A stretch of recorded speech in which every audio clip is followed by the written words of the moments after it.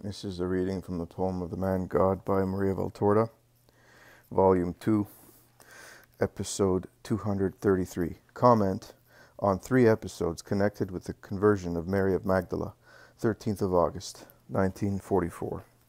Jesus says, "As from January, when I let you see the supper in the house of Simon the leper, you and he who guides you have wished to know more about Mary of Magdala and the words I spoke to her. Now, after 7 months, I reveal those pages of the past to you, to make you happy, and to give a rule to those who must learn, to bend over those women who are lepers in their souls, and also to invite those poor wretches who are suffocating in their sepulchres of vice, to come out of them. God is good. He is good to everybody. He does not measure by means of human measures. He does not discriminate between mortal sins. Sin, whatever it may be, grieves him. Repentance pleases him and makes him willing to forgive. Resistance to grace makes him inflexibly severe, because justice cannot forgive the unrepentant, who will die as such, notwithstanding all the help given to them, so that they might be converted. But the main cause of 40%, if not 50%, of non-conversions is the negligence of those responsible for conversions, that is, a mistaken, false zeal, protecting real selfishness and pride, whereby one is happy in one's refuge, without having to descend into dirt, to save a heart from it. I am pure, I deserve respect, I will not go where there is filth, and where they may fail to respect me. But has he who speaks thus not read the gospel, where it is written that the Son of God came to call tax collectors and prostitutes beside the honest people, the only honest ones according to the old law? Does he not think that pride is impurity of the mind, and lack of charity is impurity of the heart? Will you be despised? I was despised before you, and more than you, and I was the Son of God. Will you have to wear your clean robe where there is filth? And did I not touch that filth with my hands, to make it stand up and say to it, walk on this new way? Do you not remember what I said to your first predecessors? Whatever town or village you go into, ask for someone trustworthy, and stay with him, so that the world may not grumble, because the world is inclined to see evil in everything. But I added, when you enter houses, houses I said, not house, salute them, saying, peace to this house. And if the house deserves it, peace will descend upon it. If it does not, your peace will come back to you. I said that to teach you that until there is a definite proof of unrepentance, you must have the same heart for everybody. And I completed my lesson by saying, and if anyone does not welcome you, and does not listen to your words, as you walk out of those houses or towns, shake the dust from your feet. Sin is but dust, and God makes good souls, who have constantly loved him, like smooth crystal cubes. It is enough to blow or shake the dust, and it disappears without doing any harm. Be really good. Be thoroughly united with eternal bounty in the middle of you, and no corruption will be able to foul you above the soles of your sandals, which touch the ground. Souls are so high up, I mean the souls of those who are good, and thoroughly united to God. Such souls are in heaven, and no dust or filth can reach up there, not even when thrown angrily at the spirit of an apostle. They may strike your flesh, that is, they may wound you physically or morally, persecuting you or offending you, because evil hates good. And so what? Was I not offended and wounded? Did they perhaps carve those blows and foul words into my spirit? Did they upset me? No, they did not. Like spittle on a mirror, or a stone thrown against the juicy pulp of a fruit, they skidded without penetrating, or they penetrated only superficially, without damaging the kernel enclosed in the stone. On the contrary, it fosters its germination, because it is easier to sprout from a cracked core than from a whole one. Through death, corn germinates, and an apostle becomes active. Sometimes through physical death, or dying daily, metaphorically, by crushing one's human ego. But that is not death, it is life. The Spirit triumphs over the death of humanity. She is Mary Magdalene, in order to understand the full meaning of the present chapter and events referring to therein. Please see chapter 183. She came to me to satisfy the passing fancy of an idle woman who did not know how to while away the time. And although her ears were almost deafened by the false homage of those who lulled her, singing to her sensuality in order to make her their slave, she heard the clear, severe voice of truth, of the truth that is not afraid of being despised or not understood, and speaks, looking at God. And like festive bells ringing together, all the voices mingled in the word. Voices wont to sing in the open blue sky, spreading over valleys and hills, plains and lakes, to commemorate the glory of the Lord and his festivity. Do you not remember the solemn festivity that in peacetime made the day of the Lord so joyful? The big bell, with its resonant clapper, gave the first peal in the name of divine law, and seemed to be saying, I am speaking in the name of God, Judge and King. The smaller bells then harmonized, Who is good, merciful, and patient, and the smallest bell, in a silvery, angelical voice, added, Whose love urges men to forgive and be indulgent, to teach men that forgiveness is more useful than wrath, and compassion is greater than inflexibility. Likewise, after recalling the law, trampled on by the sinner, I made her hear the song of forgiveness. I shook the hope of forgiveness in the darkness of sin, like a green-blue silk scarf among dark shades, so that hope might put in its comforting words, forgiveness. It is like dew on the parching thirst of sinners. Dew is not like hail, which strikes like a dart, bounces, and without penetrating the soil, kills flowers. Dew descends so lightly that even the most delicate flower does not perceive it, resting on its silk petals, but it drinks its refreshing moisture. Dew settles near roots, on parched clods of earth, and penetrates the soil. It is a moisture of tears, the tears of stars, the loving tears of mothers on their thirsty children, whom it nourishes together with their sweet, bountiful milk. Oh, the mysteries of elements operating also when man rests or sins. Forgiveness is like such dew. It brings not only cleanliness, but also vital juices, taken not from elements, but from divine hearths.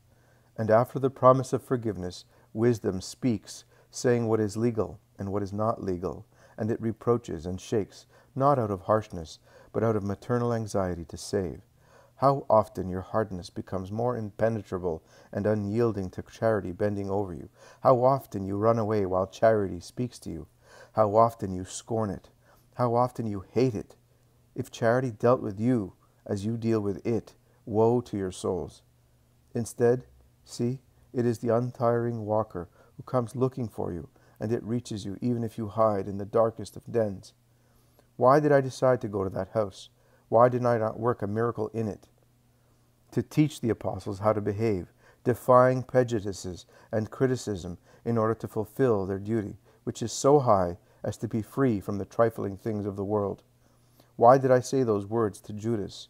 The apostles were still very much men. All Christians are very much men. Also the saints on the earth, although to a lesser degree. Some humanism survives also in perfect souls, but the apostles were not yet perfect. Their minds were pervaded with human reasoning. I lifted them up, but the weight of their humanity pulled them down again. To let them descend as little as possible, I had to put something on their ascending way, which could stop their descent, something on which they could stop to meditate and rest, and thus be able to ascend again to a higher level than previously. I had to bring forth something capable of convincing them that I was God, that is, introspection of their souls, victory over elements, miracles, transfiguration, resurrection, ubiquity. I was on the road to Emmaus when I was in the last supper room, and the time of my ubiquity, when discussed by the apostles and disciples, was one of the reasons which affected them most strongly, freeing them from their ties and urging them on to the way of Christ.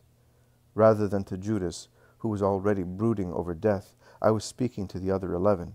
I was compelled to make it very clear to them that I was God, not out of pride, but of necessity for their formation.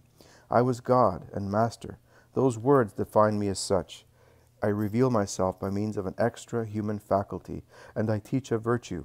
We must not talk evil things, not even in our hearts, because God sees, and God must see a pure heart to descend into it and to dwell there. Why did I not work the miracle in that house? To make everybody understand that the presence of God calls for a pure environment. out of respect for his sublime majesty. I did not work the miracle there because I wanted to speak to her, not uttering words with my lips, but with a deeper word addressed to her sinful soul, and say, "See, poor wretch, you are so filthy that everything near you becomes foul, so foul that God cannot act. You are filthier than he is, because you are repeating Eve's sin and are offering your fruit to many Adams by tempting them and taking them away from their duty. You are a minister of Satan."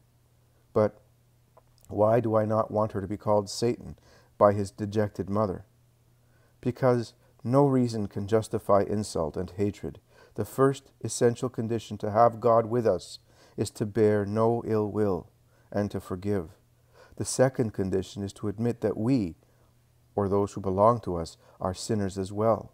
We must not see only other people's faults. The third condition is to remain grateful and faithful after receiving grace, out of justice to the Eternal Father. Woe to those who, after receiving grace, are worse than dogs and do not remember their benefactor, whereas animals do. I did not say one word to Mary Magdalene. I looked at her for a moment, as if she were a statue. Then I left her. I went back to the living ones, whom I wanted to save. I treated her with seeming carelessness, as if she were dead, like, or more than a lifeless sculptured piece of marble. But I did not utter a word or make a gesture that did not aim mainly at her poor soul, which I wanted to redeem. And the last words, I do not insult. Do not insult. Pray for sinners, nothing else. Like a garland of flowers, the ends of which are joined together, are to be joined to the first words spoken upon the mountain. Forgiveness is more useful than wrath, and compassion than inflexibility. And these have enclosed the poor wretch in a cool velvet circle, scented with goodness, making her feel how the loving service of God is different from the cruel slavery of Satan. How sweet is the heavenly perfume as compared to the stench of sin, and how relaxing it is to be loved holily as compared to being possessed satanically. See how moderate is the will of the Lord.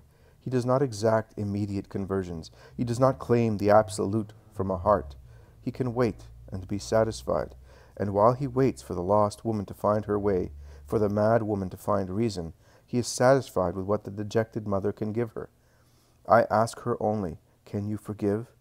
How many more questions I should have asked her to make her worthy of the miracle, if I had behaved according to human standards.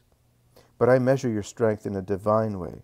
It was already a great success if the poor, deranged mother could really forgive, and that is all I ask of her. At that moment, after giving her son back to her, I say to her, be holy and make your house holy. But while the pangs of grief derange her mind, I ask her but to forgive the culprit. You must not exact everything from those who shortly before were in darkness. That mother was to come later to full light with her daughter-in-law and the children. For the time being, it was necessary to let the first dawning of light reach her eyes blinded by tears, that is, forgiveness, the dawn of God's day. Of the people present, only one, I am not referring to Judas, I am speaking of the people gathered there, not of my disciples, only one was not to come to the light. There is always someone for whom the apostle toils in vain. But you must not lose heart because of such defeats. An apostle must not pretend to achieve everything. Struggling against him, there are adverse powers with many different names, and like tentacles of an octopus, they grasp again the prey that he had snatched from them. But the apostle is still meritorious.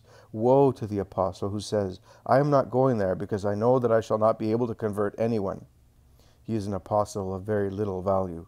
It is necessary to go even if only 1 in 1,000 will be saved. His apostolic day will be as fruitful because of that one as it would be for 1,000, because he will have done everything in his power, and that is what God rewards. You must also consider that where the apostle is not able to convert, because the person to be converted is too firmly gripped by Satan, and the power of the apostle is inadequate to the effort, God may intervene. And then, who is greater than God? Another thing that the apostle must absolutely practice is love, clear love, not only the secret love for the hearts of brethren, that is enough for good brethren, but the apostle is a worker of God, and he must not limit himself to prayer. He must act. Let him act with love, with great love, rigor, paralyzes the apostle's work and hinders the motion of souls towards the light. So, not rigor, but love. Love is the incombustible fabric that protects you against the blaze of wicked passions. Love is the saturation of preserving essences which prevent human satanic putrefaction from entering you. To conquer a soul, you must learn how to love. To conquer a soul, you must induce it to love good, and disown its petty, sinful loves. I wanted Mary's soul, and, as in your case, my little John, I did not confine myself to speaking from the teacher's desk. I stooped, looking for her in the paths of sin. I pursued her and persecuted her by means of my love, a kind persecution. I, purity, followed her where she was impurity. I was not afraid of any scandal, neither with regard to myself nor to others. I could not be scandalized, because I was mercy, and mercy weeps over sins, but is not scandalized by them. Woe to the shepherd who is scandalized and entrenches himself behind the screen of scandal to abandon a soul. Do you not know that souls are more inclined than bodies to rise again, and that the pitiful, loving word saying, "Rise, sister, for your own good," often works a miracle? I was not afraid of other people's scandal. My behavior was justified in the eyes of God, and was understood by good people. An evil-minded man, fermenting with wickedness which evaporates from a corrupt heart, is of no importance. Such man finds faults also in God, and considers only himself perfect. I therefore paid no attention to such people. The 3 phases of the salvation of a soul are to be thoroughly and strictly honest in order to be able to speak without any fear of being silenced, to be able to speak to a whole crowd, so that our apostolic word, addressed to the crowds gathering round our mystical boat, may travel farther and farther, like circles of waves, until it reaches the miry shore, where those who are not interested in knowing the truth are lying in the mud. That is the first task, in order to break the hard crust of the soil and prepare to receive the seed. It is the hardest task both for him who performs it and for him who receives it, because words, like a sharp plowshare, must wound the listener in order to open his heart. And I solemnly tell you that the heart of a good apostle is hurt and bleeds because of the grief in having to wound in order to open. But that grief also is prolific. Through the blood and the tears of an apostle, wasteland can become fertile. The second quality: it is necessary to act also where one less conscious of one's mission would flee. The apostle must break his back in the effort to extirpate darnel, couchgrass, and thorns in order to clear the soil and plow it, and then let the power of God and his bounty shine on it like the sun. And at the same time, like a judge and a doctor, he must be severe and merciful, and remain firm in the period of waiting, to give the souls time to surmount their crises, to meditate, and make up their minds. Third phase: as soon as a soul that has repented in silence dares to come shyly towards an apostle, weeping and thinking of its faults, fearing to be driven away, the apostle's heart must be greater than the sea, more gentle than a mother's heart, more loving than a bride's, and he must open it completely to allow waves of tenderness to flow from it. If you have God, who is charity, within you, you will easily find charitable words to be spoken to souls.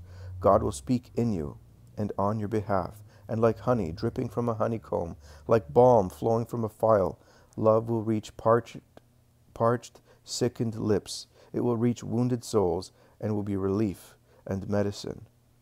You, doctors of souls, make sinners love you. Let them taste the flavor of heavenly charity, and let them become so eager for it as to seek no other food. Let them feel in your kindness such a relief as to seek it for all their wounds.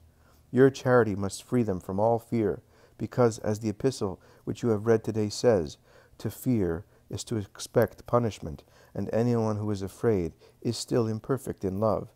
Neither is he perfect who causes people to be afraid. Do not say, "What have you done?" Do not say, "Go away."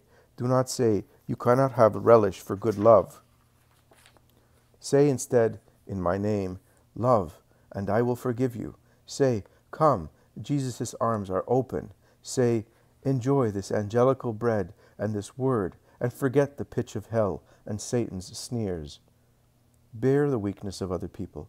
An apostle must bear his own and other people's weaknesses, with his own crosses and other people's, and while coming to me, laden with wounded sheep, encourage the poor stray souls, saying, everything is forgotten by now. Say, be not afraid of the Savior.